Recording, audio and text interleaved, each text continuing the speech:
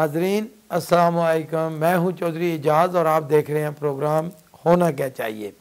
नाजरीन, बहुत ख़बरें हैं हमेशा की तरह। आज वज़ीर आज़म ने ख़िताब किया गिलगित बल्तिस्तान में जाके।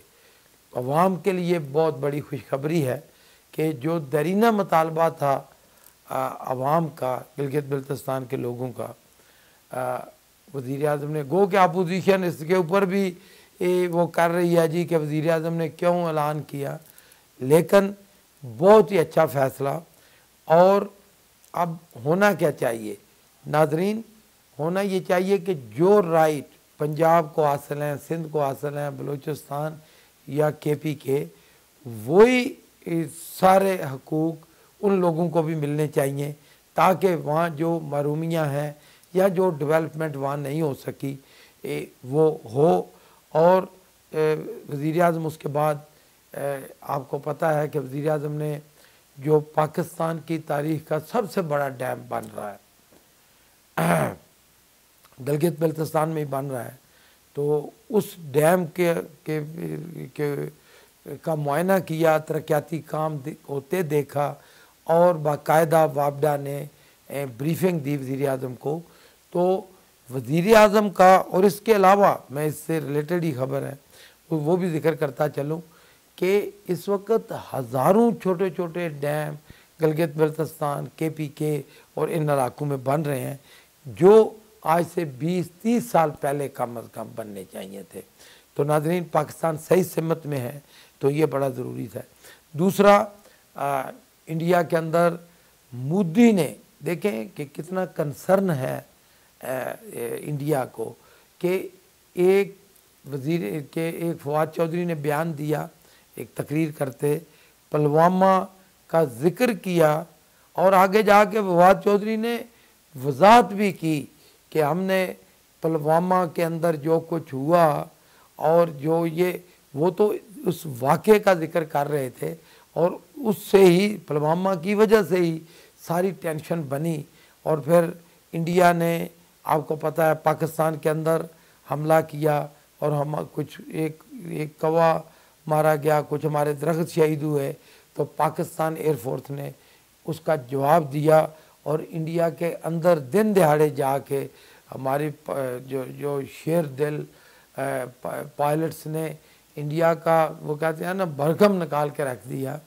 तो उसके ऊपर भी वज़ीर आज़म हिंदुस्तान ने, दुनिया की जो सबसे बड़ी जमहूरियत अपने आप को कहते हैं, इतनी गलत बयानी की। और आप अंदाज़ा करें कि कितना वो कितना अहमियत देते हैं इस चीज़ को कि पाकिस्तान कोई ऐसा मौका ना जाए कि पाकिस्तान को बदनाम किया जाए। और पाकिस्तान जो नवाज़ शरीफ के दौर में ग्रे लिस्ट में चला गया और इस वक्त वज़ीर आज़म पाकिस्तान इमरान खान रात दिन मेहनत कर रहे हैं। ये इनके करतूत थे, मनी लॉन्ड्रिंग और इस तरह के, जिसकी वजह से पाकिस्तान ग्रे लिस्ट में गया।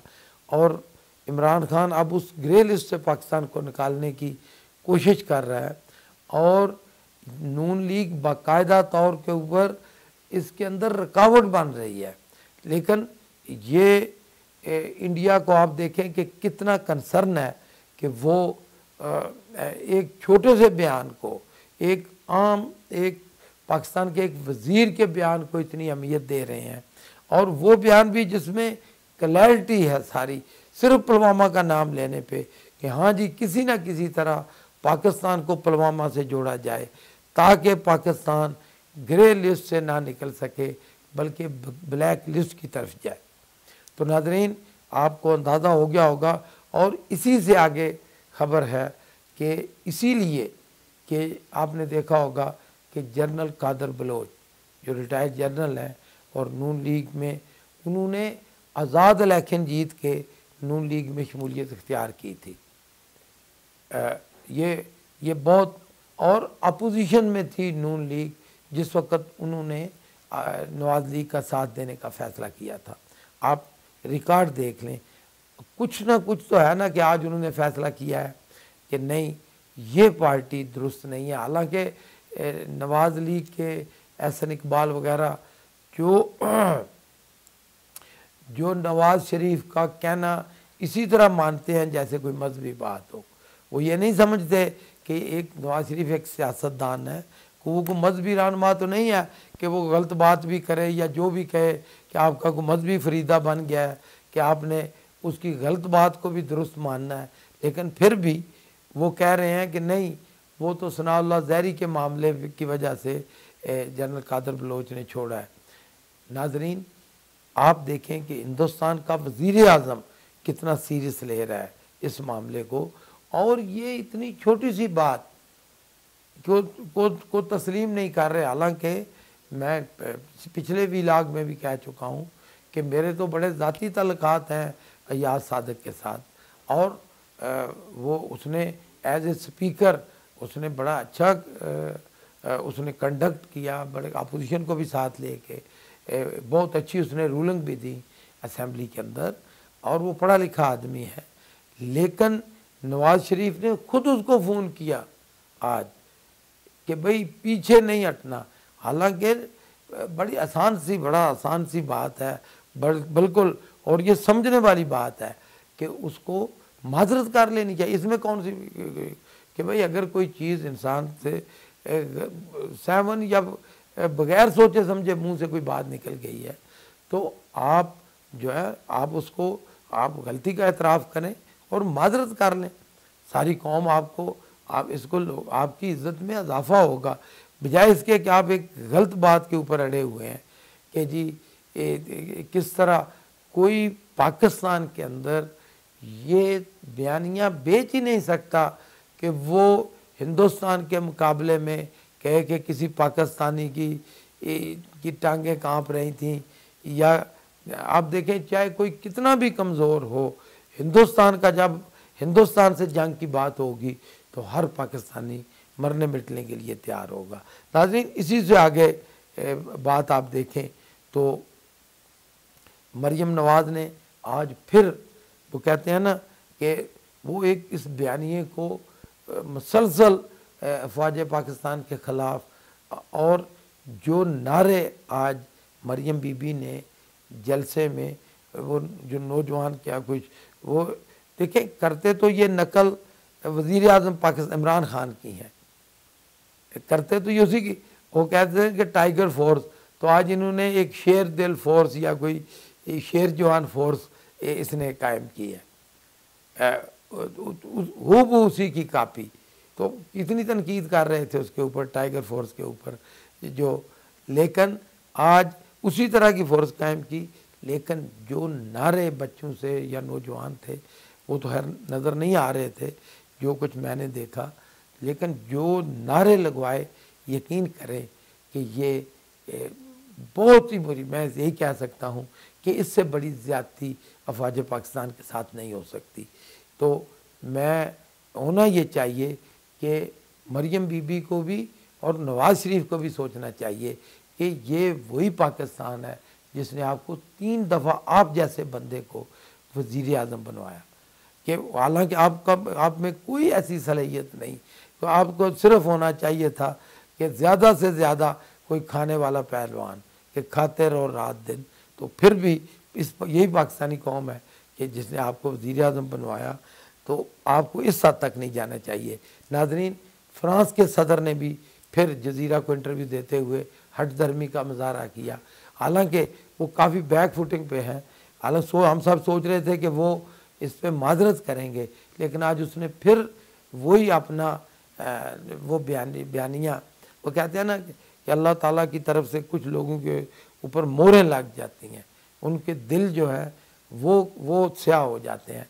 तो उसने फिर उसको आज़ादी इज़हार का नाम दिया। हालांकि बड़ी क्वेश्चन करने वाले को ये क्वेश्चन करना चाहिए था जज़ीरा के साफ़ी को कि भाई आप इसी को अगर आज़ादी इज़हार कहते हैं तो ये जो यहूदियों के ख़िलाफ़ हिटलर ने जिसको आप कहते हैं कि बहुत बड़े मज़ालिम हुए, तो उसके ख़िलाफ़ आप क्यों नहीं बात करते?